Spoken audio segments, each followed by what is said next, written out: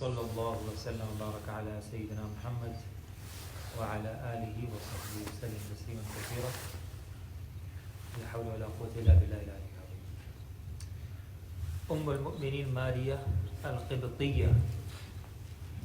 Inshallah, we'll end with this one, the last mothers of the believers, al-Mu'mineen.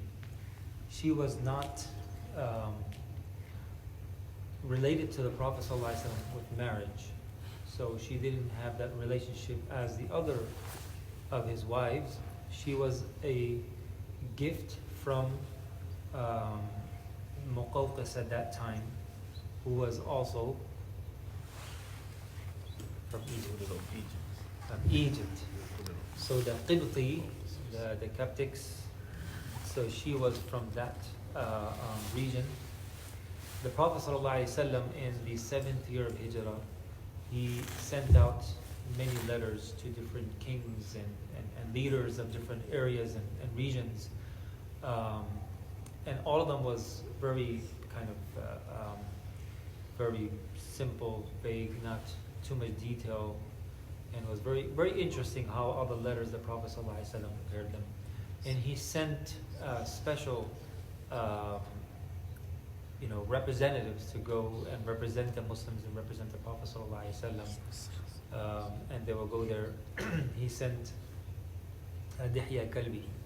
He was one of the companions of the Prophet ﷺ who looked a lot like the Prophet. He resembled the Prophet ﷺ a lot, but one of his interesting characteristics that the angel Jibreel alayhi salam, sometimes he will come in his form, in his shape. Very interesting. So he was a very eloquent speaker. He was very diplomatic. And he knew how to interact with leaders and kings. So he went and he spoke, and it's a very interesting dialogue that they had with each other. And Muqawqis, he was a very also religious and intelligent person, and he knew just from reading the letter that this person is not a fake person. He's someone special, and he knew about the promised, Messiah and so on and so forth. He had that understanding. He did not accept Islam. Is only from what we know is Najashi is the only one who accepted Islam and declared. But most of them were very good, except for one or two. However, he sent Maria with another slave girl, and he sent 4,000 dinar, that's gold coins. He also sent about 20 different types of garments for the Prophet ﷺ as a gift. And also he sent a mule, duldul, the famous mule that the Prophet ﷺ will always ride. It was sent by Muqawqis, the Hakim of Egypt at that time. So Maria was also one of them, and he said that these two girls are very special, from a very special tribe, and he's sending this as a gift. And that was a tradition. They would send slave girls to different in exchange, as a gift. So the Prophet ﷺ accepted all the gifts. He kept Maria and the duldul, and the rest of all of that he gave it to other people. He gave the other slave girl to the great poet, what's his name? Hassan ibn Thabit, he gave it to him, and distributed all the garments to different families. Some of his family wives, he gave it to them. All the money he distributed. That was his habit. So he kept the very humble things. Maria, who later on is going to be al-Mu'mineen, of course, but also the mother of his last child. After Fatima radiallahu anha, he had no children. Fatima was the youngest. He had no children after her. But after that, after the 7th of Hijrah, Maria was with the Prophet ﷺ, al-Qibtiyya, and the next year, Ibrahim radiallahu anhu was born. He did not live for too long. According to some scholars, he was only 18 months old, and he died.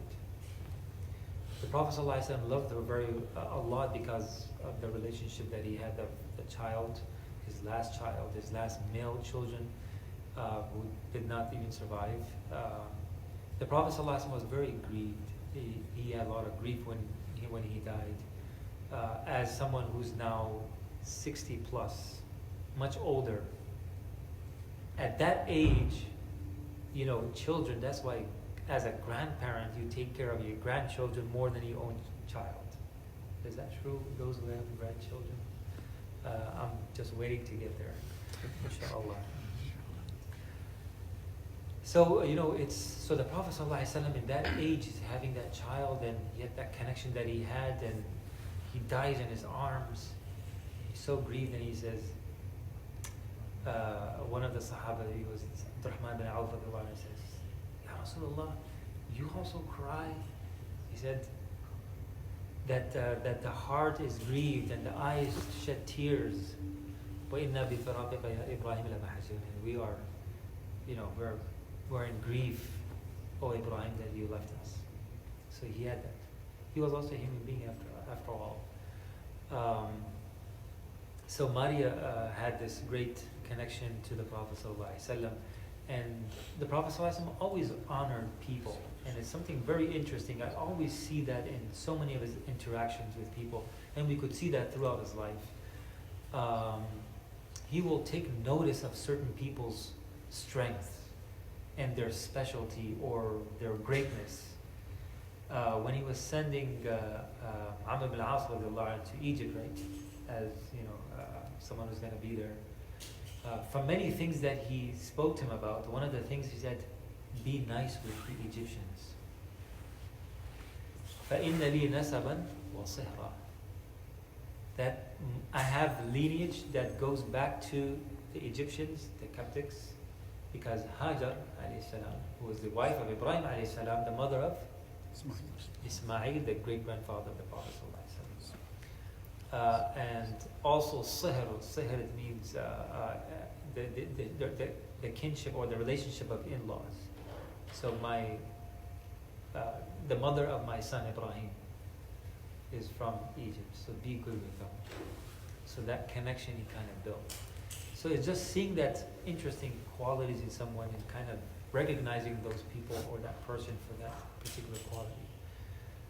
May Allah subhanahu wa ta'ala have mercy on all of them. All the wives of the Prophet raise all of their ranks. May Allah subhanahu wa ta'ala be pleased with them, just like you have promised. May Allah subhanahu wa ta'ala make us from those who love the family of the Prophet sallallahu alaihi wasallam. They love anything that is related to our Messenger sallallahu alaihi wasallam. Even we love the Duldul. That was a great donkey, a great mule. That was the ride for the Prophet sallallahu alaihi wasallam in so many places. That was a lucky one. Subhanallah, bihamdihi, subhanallah.